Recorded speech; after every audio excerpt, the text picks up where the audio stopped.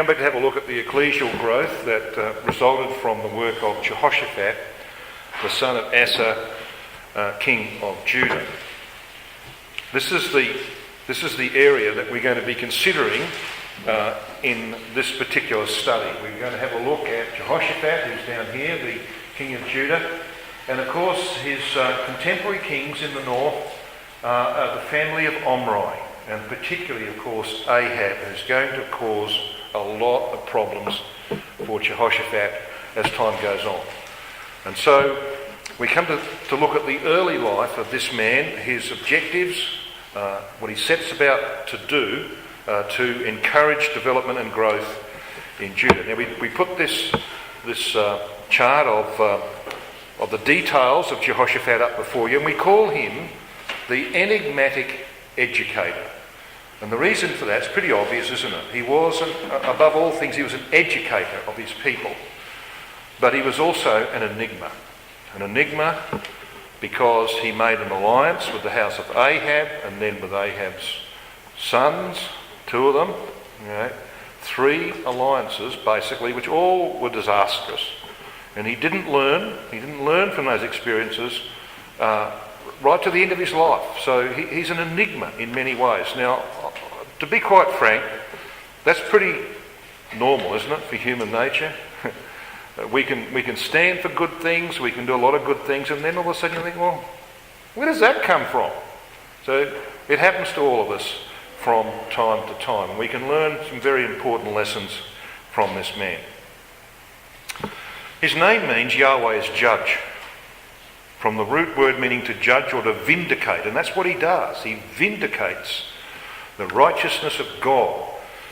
So, by a paraphrase, the name can mean Yahweh is vindicated, and he was vindicated in this man, Jehoshaphat.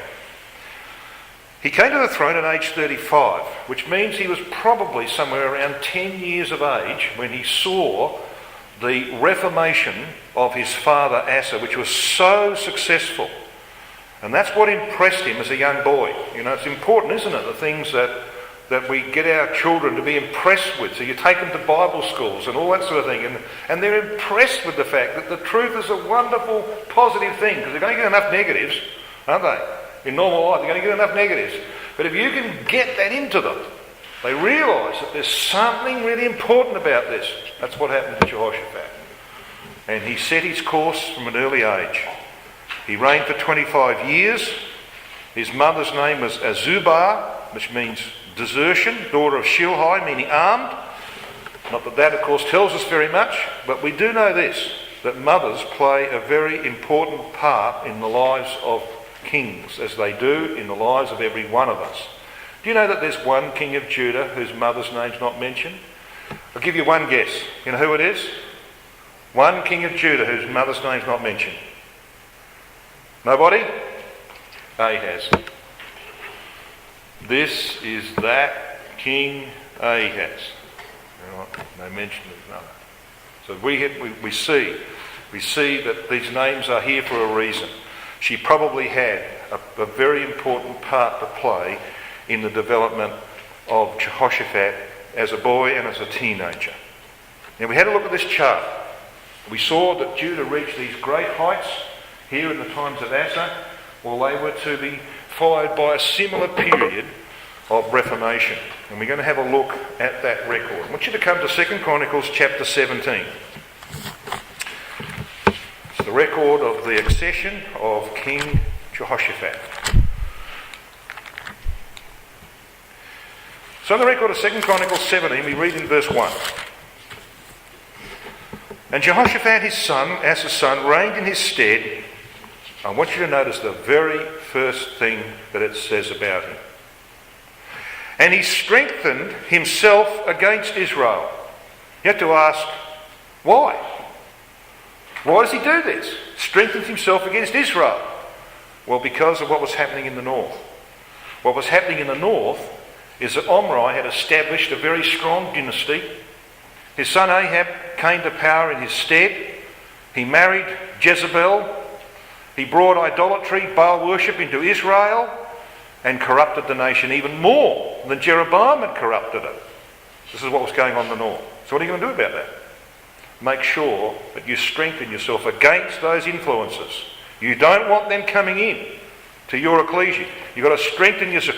Not necessarily going to fight a war, but you're going to strengthen yourself against it. And that's what he does. The very first thing recorded. This was Ahab's third year when Jehoshaphat comes to the throne. Okay? Ahab had been around for 3 years by this time.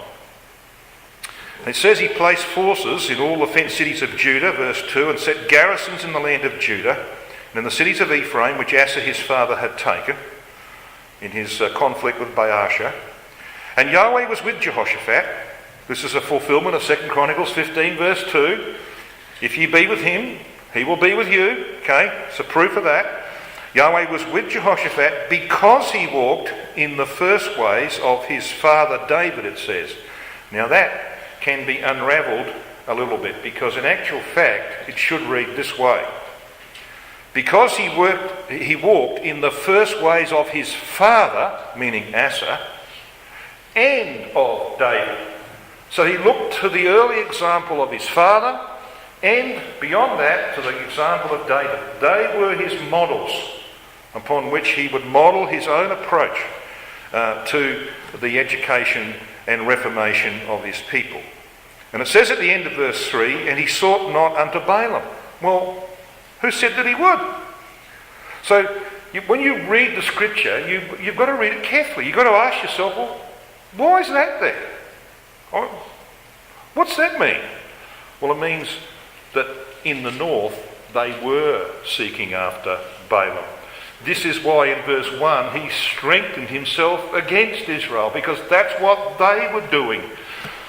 Ahab was going out finding a wife, Jezebel, who was a Baal worshipper, bringing all that into Israel, see?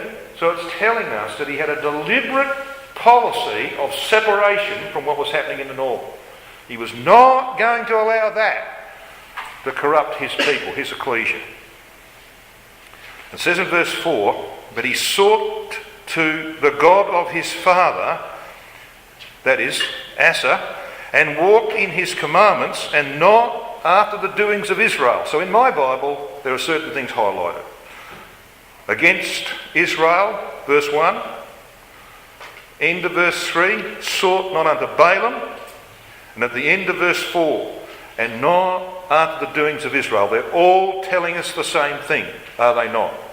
That there was this deliberate policy of being different to the way that they were in the north under the leadership of Ahab. And we're going to come to Ahab, of course, pretty soon. So what does Jehoshaphat set out to do in this campaign, a deliberate opposition to Jezebel's campaign of education in the north? Was Jezebel an educator? Well, of course she was. Christ tells us that in Revelation 2 verse 20. She was an adulteress who taught my servants to commit idolatry and fornication. Yeah. So she was an educator, as was Ahab, as was Omri his father. And we're going to see how important a part Omri plays in the scheme of things a little later on. So education was going on in the northern kingdom in Baal worship and all sorts of corruptions. Jehoshaphat's campaign in the south is deliberately designed to oppose that. So what does he do? Well, he sends out educators. So have a look at what the record tells us here. It says in verse 5, therefore Yahweh established the kingdom in his hand, and all Judah brought to Jehoshaphat presents, and he had riches and honour and abundance, and his heart was lifted up, not in pride. Notice what it says in verse 6.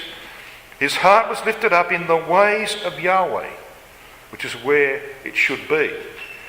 Moreover, he took away the high places and the groves out of Judah. So he eradicates what there might have remained of the apostasy of his grandfather that Asa had not cleaned up, or that might have been restored when Asa's faith failed. We don't know exactly when that, but he took away whatever he found that was corrupting in Judah. But then he starts this deliberate campaign. In the third year of his reign, verse 7, he sent to his princes, even to Ben-Hail, and to Obadiah, and to Zechariah, and to Nethaneel, and to Micaiah, to teach in the cities of Judah. Now, the names of those men are very interesting. We don't have time to stop and consider them.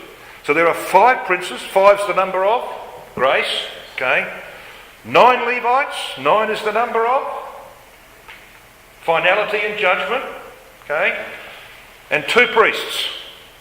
And they go forth. They're sent to teach the entire nation the law of Yahweh. And we read about this, verse 8. And with them he sent Levites.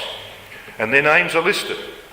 And at the end of that verse, verse 8, and with them Elishama, whose name means ale of hearing, Elishama and Jehoram, priests.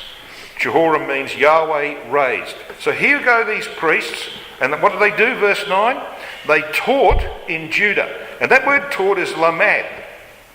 Lamad means the goad. What do they use the goad for? Sharp pointed stick, poke it into cattle and other animals, to goad them along, see, to push them along. Now I want you to keep that in mind, because that's what Jezebel was doing to Ahab in the north. You're going to see that. She was goading him to evil. Down in the south, Jehoshaphat sending out these men, 5 princes, 9 Levites, and 2 priests, in order to educate his people in the ways of his God. These 2 priests were obviously appointed because they had the skill and ability to do that job. So where was Jehoiada? We made mention of Jehoiada, didn't we, in our previous study? Where was he? Well, he probably remained in the temple in Jerusalem, because he became high priest within the next 25 years. He was climbing up, you might say, the echelon of priesthood, slowly but surely. He was a teaching priest. That's proven by what he does with Joash. All right, Amariah was the chief priest at the time, but Amariah was doubtless preparing Jehoiada to take over his role, which of course he fulfilled with distinction in the coming decades. So what were the outcomes of Jehoshaphat's deliberate campaign of education? Well, wonderful outcomes. Verse 10. And the fear of Yahweh fell upon all the kingdoms of the lands that were round about Judah. You know, there's a proverb that says, Proverbs 16 verse 7 says, when a man's ways please Yahweh, he maketh even his enemies to be at peace with him. That's true. Asa proved that, didn't he? God gave Asa peace. Why? Well, because his ways pleased Yahweh. So this was proven again in the life of his son here, because of this campaign of education and growth and development. And it says at the end of verse 10, so that they made no war against Jehoshaphat. It says in verse 12, after telling us about the Philistines and the Arabians who bring their gifts in verse 11, it says in verse 12, and Jehoshaphat waxed great exceedingly. Now these are very interesting words. There's 3 Hebrew words here rendered, waxed, great, exceedingly. It's halak, which means to walk, gadel, great, mayar, to go upward. So that literally it should be rendered, Jehoshaphat walked exceedingly upward. So this is his course, right? He is growing. He and the nation are growing. He waxes or walks exceedingly upward. And that word is used earlier in his life. And you see, if you just cast your eye back to verse 6, his heart was lifted up. The Hebrew word lifted up there is gabar. It means to soar. To soar like an eagle. Right? So here is a man who is going upwards. Now, you might think, well, why are you emphasising this so much? The next chapter tells you. Because the next chapter says he goes down to Samaria. So the man who in chapter 17 is going upwards and soaring in the things of God ends up going down and ends up with a nation that doesn't have a king. Not even him. I see all Israel, says Micaiah, as sheep having no shepherd. Where's Jehoshaphat? Gone. Oh, he's still there. He's gone because he's not the leader he once was. So this is the sad thing about the life of Jehoshaphat. Something very important to be learned out of his life. But this is a record, chapter 17, of the multiplying blessings from God, because he is soaring. in the things of his God. So where does it lead?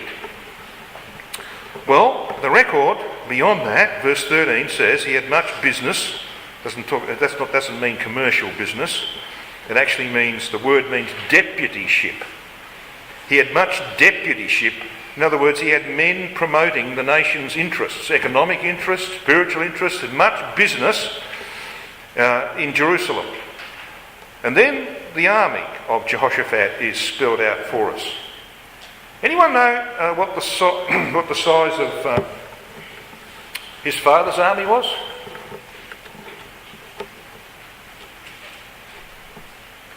Anyone? Yeah, which is half of Jehoshaphat's army. So he doubles the size of Judah's army. Now, you recall the army of Abijah. How many men did Abijah have when he came out to take the kingdom back from Jeroboam? 400,000. It's now up to 1,160,000. Development. It's unbelievable growth, isn't it? It's exponential growth. Why? Because Yahweh's blessing him. That's why. The ecclesia is growing in mighty men of valour. Because Yahweh's blessing him because of the campaign of education.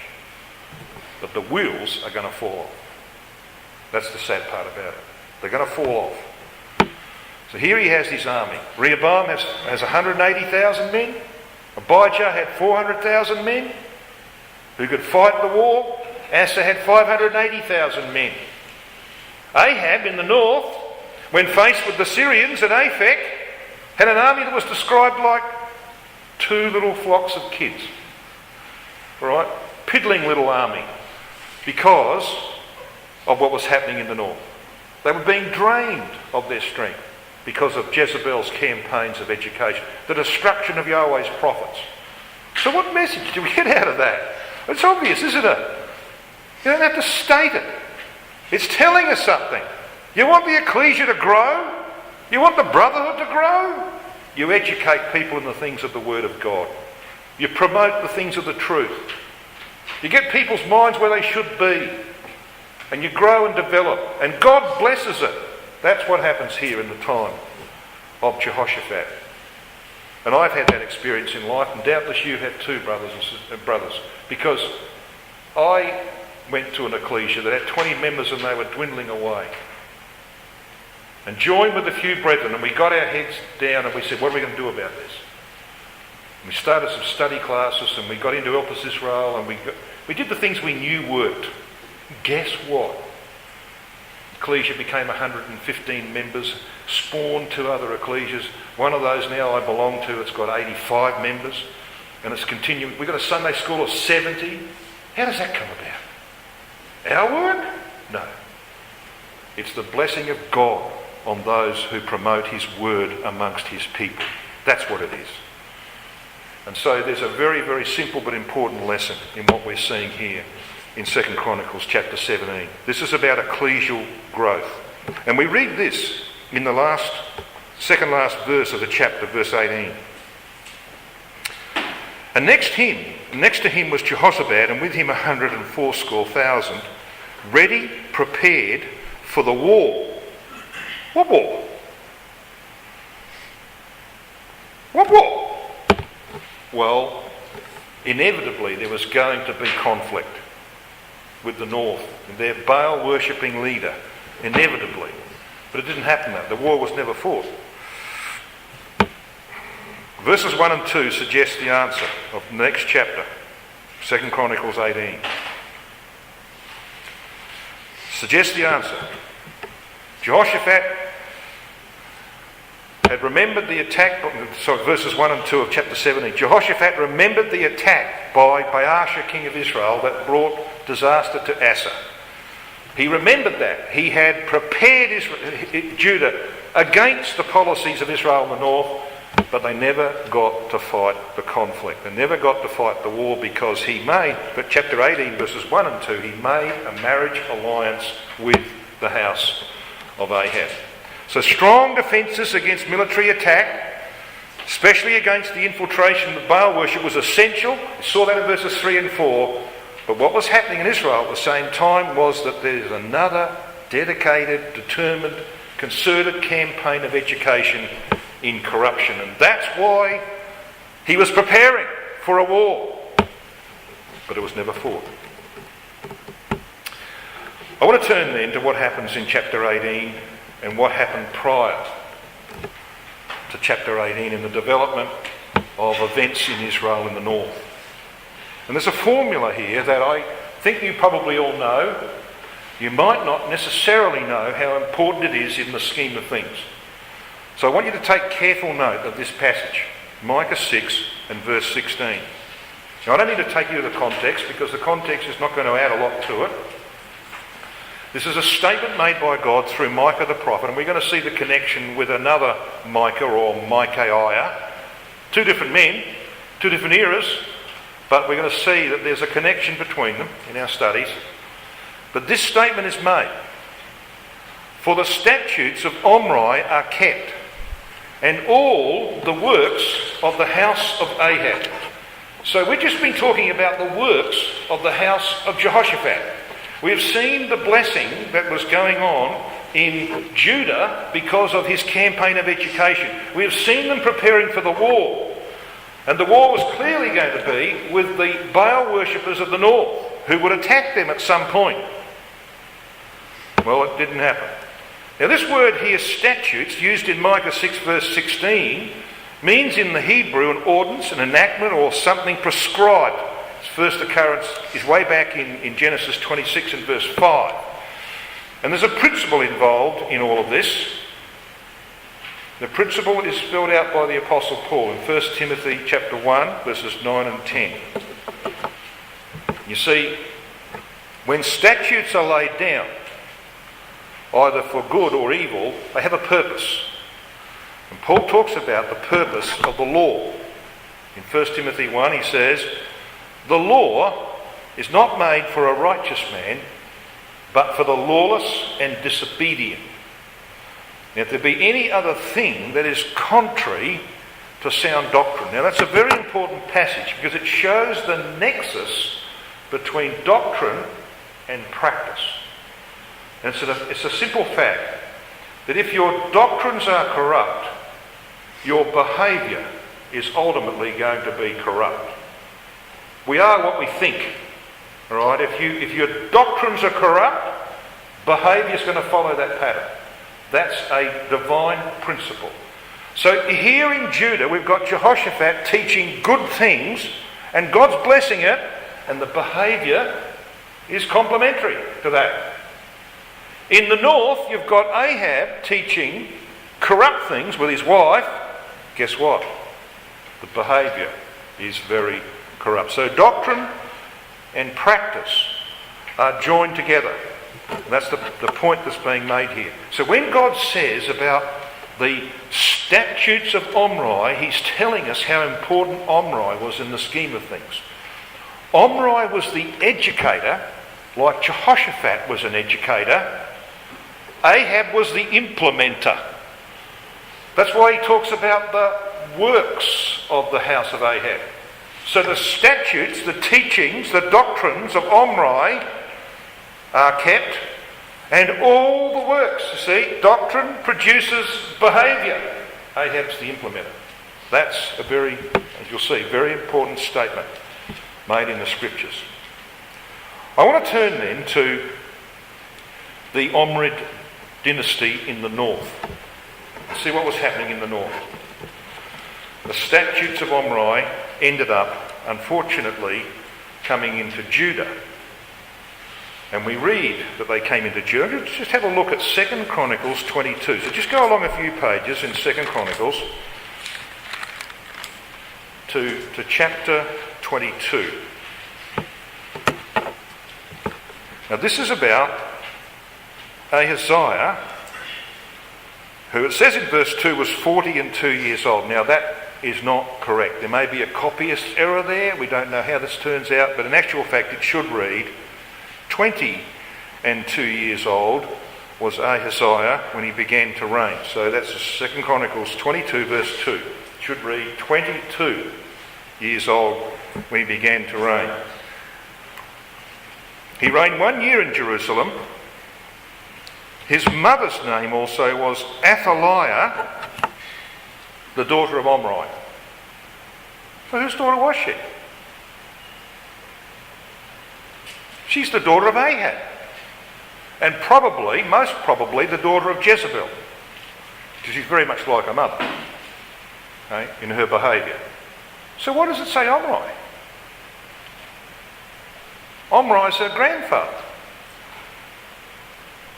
And you see, this is the kind of thing that when you read the scripture, you need to say, well, hang on a minute. We're told elsewhere that she's the daughter of Ahab. But here we're told she's the daughter of Omri. Now, why? Well, let's explore it. You see, your context is going to give you the answers most of the time. So let's just read on. It says of Ahaziah, verse 3, he also walked in the ways of the house of Ahab, for his mother was his counsellor to do wickedly. There's your answer. What was Omri? He was the statute maker. He was the one who taught, who laid down statutes and ordinances. Okay? He was the one who influenced the behaviour of Ahab. This was happening in the house of Judah. Ahaziah, the king, was influenced by Athaliah, his mother, who's described as the daughter of Omri, because Omri was the counsellor in her family, the one who laid down the statutes, and she was laying down statutes for her son. We read that in verse 4. Wherefore he did evil in the sight of Yahweh like the house of Ahab. So the works of the house of Ahab were being done in Judah, for they were his counsellors after the death of his father to his destruction. See the idea of that? They were his counsellors. So that's why that statement of Micah 6 verse 16 is so important. So what about the rise of this statute maker, Omri? He doesn't get as much attention, does he, as what he might deserve, given what we've just said about God's statement concerning his influence. We need to have a look at him. There was a time of great turmoil in the northern kingdom of Israel. Assassinations of kings were endemic. So you've got to be very careful at this time because you could be bumped off very quickly. Baasha slew Nadab, Jeroboam's son, 1 Kings 15:27. Zimri slew Elah, Baasha's son, 1 Kings 16:8-10. He lasted a week. He reigned 1 week, committed suicide by burning the palace over his head, and Omri was made king after a civil war. Omri defeated a challenger to the throne named Tibni. Tibni means the man of straw. Alright, so he's quickly overthrown, son of Ginath, the garden. So here's the straw of the garden. That's how effective he was. Omri means heaping. Heaping of a sheaf or of corn that has been cut down. And he shows that callousness, brutal callousness, that was to prevail in Israel for the rest of its history. Ripping up women with child and all that sort of stuff. Things that the Assyrians used to do. That comes into the history of Israel. I want you to come to 1 Kings 16. I want to have a look at the power of this man, Omri.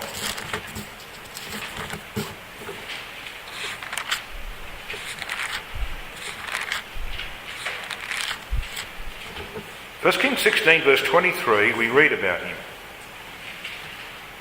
It tells us about the long ambition that he had had to rule.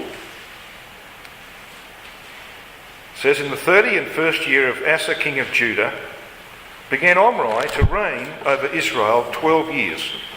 6 years reigned he in Tirzah, which means delightsomeness. And it says in verse 24, he bought the hill Samaria of Shema for 2 talents of silver, and he built on the hill and called the name of the city which he built after the name of Shema, owner or lord of the hill Samaria. So he names this city. He purchased a prominent hill, I'll show you a photo of that in a minute, and constructed there a monument to his power and influence. And in verse 25 we're told about him, but Omri wrought evil in the eyes of Yahweh, and he did worse than all that were before him, including Jeroboam. He surpassed all previous kings in wickedness and brutality.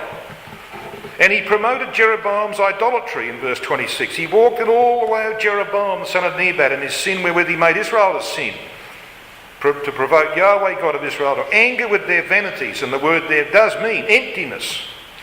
In verse 27, he was noted for his might. It says, now the rest of the acts of Omri, which he did, and his might that he showed, are they not written in the book of the kings, of the chronicles of the kings of Israel? So this word might, Geburah, related to Gibor, has the idea of might or mastery. And that, of course, is a reference to his power in warfare. He had won the civil war and he consolidated his power with brutality. Very, very powerful man is Omri. So the Omri dynasty is to play a huge role in the life of the southern kings of Judah from now on. He rules 6 years here in Tirzah. He builds Samaria after buying the hill, and he rules there for another 6 years. You notice these little places. Jezreel was the summer palace of the Omris. That's because, of course, you're up on the southern side of the valley of Jezreel, and you get the breezes that come down from the Mediterranean, and you don't need air conditioning, so you just open the windows and you get these wonderful cool breezes in summer. But in winter time, you go down and enjoy the heights of Samaria. Now, we were there about 12 months ago or so. It's an interesting place, very interesting place. It's there, of course, 21 miles in terms of Americans, 35 kilometres for Canadians and others, from the Mediterranean, and about 8 miles from Shechem. And this is the hill of Samaria from the north today. You look southwest towards the Mediterranean coast, and it's called this place because of the palace that was built up there initially by Omri, but then refurbished by Ahab. It was called by Yahweh the crown of pride. Shall we look at Isaiah 28? And just see how God looked at this place that was built by Omri and Ahab.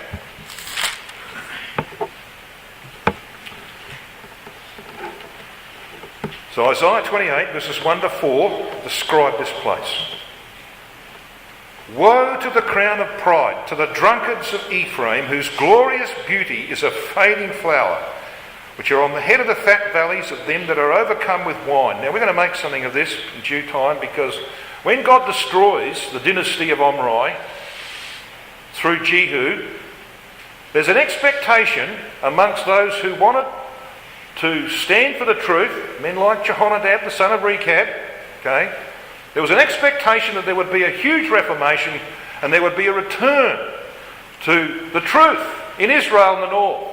That's why Jehoshaphat joins Jehu in the destruction of the house of Ahab and Baal worshippers. It doesn't happen. You know why it doesn't happen?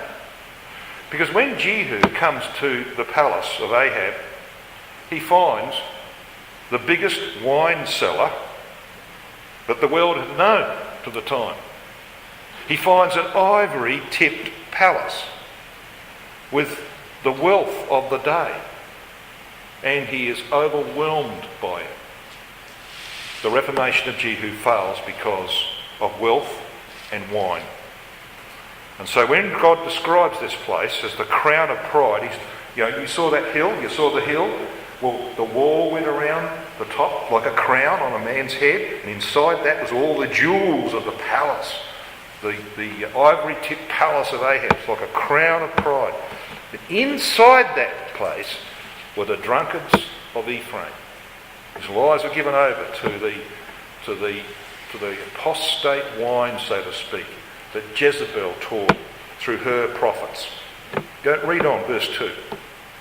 Behold, and it should read Yahweh, behold, Yahweh hath a mighty and a strong one, which is a tempest of hail and destroying storm, as a flood of mighty waters overflowing, shall cast down to the earth with the hand. The crown of pride, the drunkards of Ephraim, shall be trodden under feet. And the glorious beauty which is on the head of the fat valley shall be a fading flower, and as the hasty fruit before the summer, which when he that looketh upon it seeth, while it is yet in his hand, he eats it up. to this place, the city of pride and plenty, built on the confluence of 3 lines of hills in a wide valley that runs from Shechem to the coast, sat at the head of what's called the fat valleys. They were so prosperous, bringing forth all sorts of fruits, the vine that created the wine and the olive trees, etc. Which you can see there today when you go there. But this, of course, raised the issue of power, didn't it? Why this prosperity? Why did this happen? Was it because God was blessing it? Or because of the brute force of Omri and of Ahab and of Jezebel, his wife? Was it Yahweh or Baal that was doing this? This was the great question of the time. Well, it was to be proven, unfortunately, because of Jehoshaphat's compromise, that Baal would prevail for a time. That's the sad part about it. In the record of 1 Kings 22 and verse 39, we read about that palace of ivory. So let's just come back to 1 Kings 22.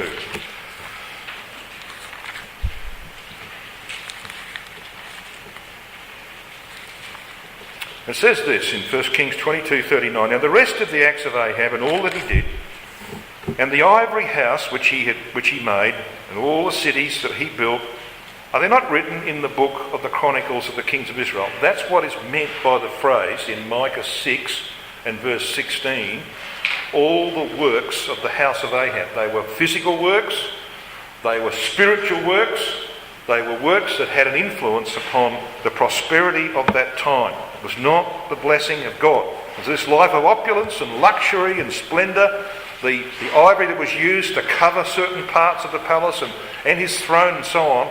All of that was about self-indulgence. It was not about a blessing from God. And we read this in Amos 3:15. I will smite the winter house with the summer house, and the houses of ivory shall perish, and the great houses shall have an end, saith Yahweh. So he was going to bring judgment upon all of this self-indulgent prosperity. Winter and summer. The wealthy had 2 houses. Samaria housed Ahab's ivory palace, but Jezreel was his summer home, as we saw. And of course this was the antithesis of what Elijah and later on John the Baptist stood for. You know, we read in our readings, didn't we, recently? You know, where are you going to find? Where are you going to find people that wear glorious garments and eat sumptuously, fare sumptuously every day? In kings' palaces. You don't find them out in the wilderness where Elijah came from or where John the Baptist came. You don't find those sort of people there. This is the principle involved here. Luke 7:25. But what went ye out for to see? A man clothed in soft raiment? Behold, they which are gorgeously apparelled and live delicately are in king's courts. This was what was in the house of Omri. And Ahab proves himself to be Israel's worst king. Omri's greatest legacy was the tutelage of his son. He was the statute maker, the one who laid down the platform for his son. And Ahab took it up. Now Ahab signifies, his name means the brother or friend of his father. Alright? He's a resemblance of his father. That's what his name means. And so he is. So come back to 1 Kings 16. Let's just very quickly deal with this. It's a full record that we could spend a lot of time on it, but we'll just very briefly summarise what we have here in the end of chapter 16 of the first of Kings. Verse 30 tells us, And Ahab the son of Omri did evil in the sight of Yahweh above all that were before him. And it came to pass, as if it had been a light thing for him to walk in the sins of Jeroboam the son of Nebat, that he took to wife Jezebel, and her name, by the way, means chaste, not C-H-A-S-E-D, but she was chaste she had 400 boyfriends, no, so she was chaste quite often. It's C-H-A-S-T-E, chaste. Well, what a misnomer that is. I mean, she's the most corrupt woman in history, apart from Semiramis, all right, which was her model. So she modelled herself on Semiramis, the wife of Nimrod. She was not chaste. She had 400 boyfriends, at least. So he got this incredible misnomer. It says concerning her, he took to wife Jezebel, the daughter of Ethbaal. Ethbaal means with or near Baal. She never left Baal. king of the Zidonians, the fishermen, the ones who fish for people, to capture men. And he went and served Baal and worshipped him. So the historical origins of Jezebel and the worship that she brought into Israel go back to Cush and Nimrod. Now this is why Micah 6 verse 16 is so important. The statutes of Omri are kept, and all the works of the house of Ahab. Doctrine produces works. Okay? Cush was the great original prophet of the Babylonian mysteries. He was the statute maker. He was the one that came up with the Catholic Catechism. Alright? Well, the doctrines of the Catholic system came from the mind of Cush, the great statute maker. So we could render that verse a bit differently. We could use it another way. The statutes of Cush are kept, and all the works of the house of Nimrod. Yeah.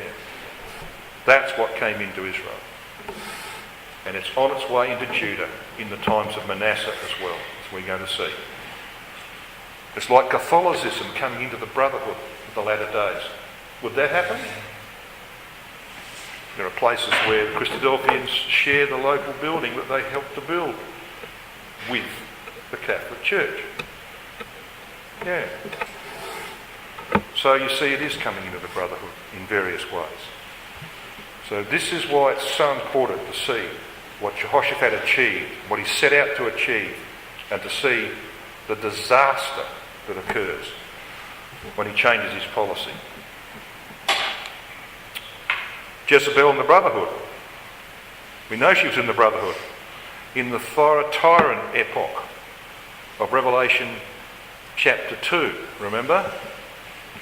It refers that particular letter to the ecclesia at Thyatira by our Lord Jesus Christ refers in history to the period from AD 606 to 1572, when true witnessing came to an end and Jezebel was ascended in the papal system. There was no purity of doctrine, and where there's no purity of doctrine, there's no salvation, says Paul, 1 Timothy 4. And as Christ said, I want one thing of you people at Thyatira, nothing else, just one thing. Get rid of Jezebel. That's all I want. Now, allowing error to be taught as that class was teaching in that ecclesia is destructive, as it was in the past. It brings, as Paul says, shipwreck to the faith. And as he pointed out through Titus in his epistle to Titus and to the Galatians, proven teachers of error must be ejected. So the nexus that we've been talking about, the nexus between doctrine, that is statutes, and works, is undeniable. Corrupt the doctrine, and you will eventually corrupt the practice. Now I want to come to the end of 1 Kings 16. I'll read down through verse 32 onwards. And he reared up an altar for Baal in the house of Baal, this is Ahab's works, which he had built in Samaria. And Ahab made a grove, here's our Asherah again, the goddess of fertility, the goddess of sexual desire, worship with immoral rites. So he made an Asherah, and Ahab did more to provoke Yahweh, God of Israel, to anger than all the kings of Israel that were before him. So why? Why is that statement true? Well, it's true because of verse 34. See verse 34? Now, when you're reading through this, brethren, you wonder why this is here. Why is verse 34 here in the life of Ahab? Read the verse. What has this got to do with the price of eggs? In his days did Hiel the Bethelite build Jericho. He laid the foundation thereof in Abiram his firstborn, and set up the gates thereof in his youngest son Segub, according to the word of Yahweh, which he spake by Joshua, the son of Nun. So why are we being taken back to the words of Joshua in Joshua chapter 6, which, by the way, is the Armageddon chapter in Joshua, when we're told that when Jericho is destroyed, it's to be totally devoted to destruction. Now, why that? there and not next door, Ai, or any other city that they took? Why was Jericho alone devoted to utter destruction? Anyone know? It was the home of Baal worship in Canaan. It was the centre of Nimrod worship in the land of Canaan. This was the heartland of Baal worship. So God says, absolute total destruction. I will not have a competitor. I will not allow Nimrod any life in this land. Got to be wiped out completely. So he was. For a time. Of course, an idiot of the name of Achan took a priestly garment, a Nimrodian priestly garment, into his possession to preserve the religion of Nimrod. Okay, so this is why it was so important. So what happens in the time of Ahab? For the first time in the history of the nation, Baal worship is back. Jericho is back. And in his days, a man begins to rebuild Jericho that is devoted to utter destruction, never to be built again. And Joshua said, "Cursed be the man that rebuilds it." So how's he cursed? Look what it says there. This Hiel, his name means living of God. He was not living of God. He was as dead as a doornail. He's rebuilding Jericho, the heartland of Baal worship. He laid the foundation thereof, and Abiram his firstborn, and he set up the gates thereof, which is the last thing you do. So you lay foundations, you build the walls, you build houses, then you put the gates up. It's the last thing you do. And in that period, we don't know how many sons he had. He might have a dozen sons. We don't know. But what we do know is this, that every single one of them died. While he's building Jericho, his sons died, stage by stage, until he's got no sons to continue his name. And what God is saying is, if you rebuild this kind of Baal worship in my land, I will cut you off like I'm going to cut the house of Ahab. That's what he's saying. A very, very powerful lesson in that. You don't mess around with Nimrodian worship. God hates it with a passion. But that's why that record is there. Because in the days of Ahab, Baal worship is restored in Israel. So this man living of God loses his firstborn Abiram, the father of height, the pretension of that, the pretension of what he's doing when he's laying the foundations, and he loses Segub, aloft or inaccessible, together with all his sons. His inheritance is gone before he completes the city. So I said Joshua 6 is the Armageddon chapter, the types of this book, Joshua, and of course it has a relevance to things to come. So this is really a question of power, and I want to finish this session off now. It's really a question of power, Yahweh or Baal. Who gave Samaria its prosperity? Well, Baal was the sun god, said to be the giver of life. You know, we went in 2010, we went to a place called Palmyra. Now, you might have heard of this in the news in the last couple of years, because ISIS took control of Palmyra last year, I think it was, or earlier this year. And they proceeded to blow up and destroy the remnants of the temples to Nabu, which is where you get Nebuchadnezzar from, okay, Nabu, one of the Babylonian gods. But most importantly, they set about to destroy the temple of Bel. And we went in and walked around this. It is the best preserved temple of Baal that's ever been found. It's at what used to be called Tadmor in the wilderness, which was the eastern boundary of Solomon's empire. Okay, this is the plaque, the photograph of the plaque, which is probably not there anymore because the ISIS people blew it all. They blew parts of it up. The plaque says it is one of the greatest temples in the ancient world. Was devoted to Bel equals Baal, the supreme God of gods in Palmyra and Babylon. Okay? So here was this temple. So it was a question of power. So what does God do? He raises up one of the greatest prophets of the time, Elijah, the Tishbite, and sends him to the palace, the ivory palace of Baal, of Ahab, the worshipper of Baal, and says there's not going to be rain nor dew for these years, which turned out to be 3.5 years, and we're going to see the importance of that 3.5 years a little later on. He calls this rugged prophet from the harsh region of Gilead to contend with Ahab and Jezebel. So we're going to leave it there and come back, hopefully a little later on, and have a look at where this all leads. To the Babylonian apostasy in Israel. Have a look briefly at Ahab again, Jezebel, Elijah and Elisha. And we're going to see, as we saw a couple of years ago in our studies on Nimrod, in this place, we're going to see how important this is prophetically for us today. BibleTruthAndProphecy.com is a worldwide collaboration by Christadelphians to help promote the understanding of God's Word to those who are seeking the truth about the human condition and God's plan and purpose with this earth and with mankind upon it.